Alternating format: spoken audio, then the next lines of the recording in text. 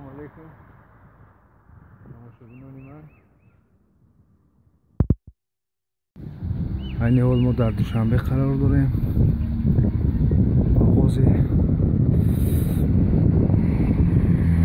تیاری بینی و نوروز 2018 خیلی که ایستاده در مرکز شهر در نزد باغ استاد عبدالله رودکی. چراغک ها نصب کرده ایستادند. خوب چون همیشه دوشنبه ما روز تا روز زیبا شده ایستاده است. انا نگاه کرده می‌ایستد اونجا شهروندان خارجه در نزد دری باغ استاد رودکی نشستند. خوب اینجا از هر کجا برای تماشای این باغ آمدند. خوب ما این حال قریب به نزد هیکل اساسگذار دولت تاجیکان سامانیان رسیده ایستاده ایم. هیکل اسماعیل سامانی سال 2008 نصب کرده شد.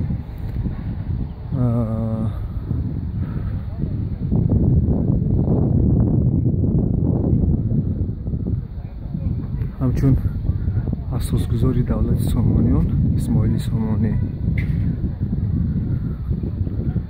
خب ما در اینجا بینای از همه بلندترین شهر دوشنبه رو میبینیم. بینای 25 شانه است. اینجا باز یک رویداد نوی فرهنگی است. ایستگاه های زمانوی رو شما دیده ایستاده. این ایستگاه ها حسن شهر را بسیار زیبا کردند.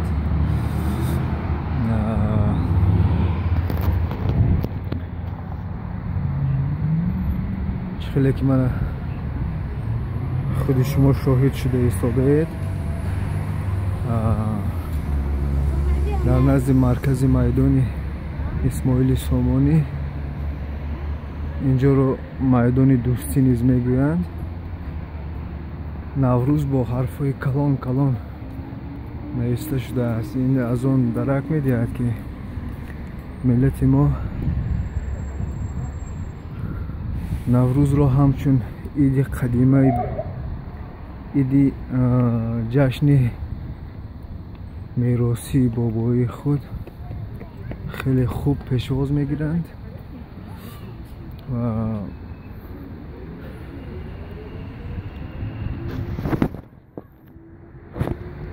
صاحب تمدن بودن خود را اثبات میکنند. اینجا خیلی که میبینید بسیار زیبا و کلان کرده نوشته شده است. و این نوروز است، نوروزی بین المللی و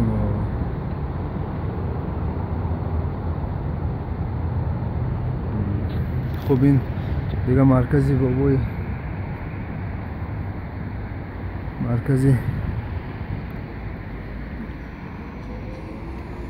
شهر است. میدان دوستی، میدان اسماعیل سامانی. خب اسماعیل سامانی رو شما میبینید در اینجا، چون همه وقت هر وقت مردم همراه این اساسگذاری ملت تاجیک دولت عکس ها میگیرند، عکس برداری کرده ایستادند. شهروندان چی از داخل جمهوری و چی از خارج کشور در اینجا میآیند عکس میگیرند. و خب ما در یک جای دیگه در پس هیکل اسماعیل سامانی کتابخانه ملی را میبینیم که این کتابخانه ملی یکی از بزرگترین کتابخانه ها در تمام آسیای میانه، خب آسیای مرکزی است. خب در اینجا اگر کسی در خاطر داشته باشد کاخ جامی وجود داشت.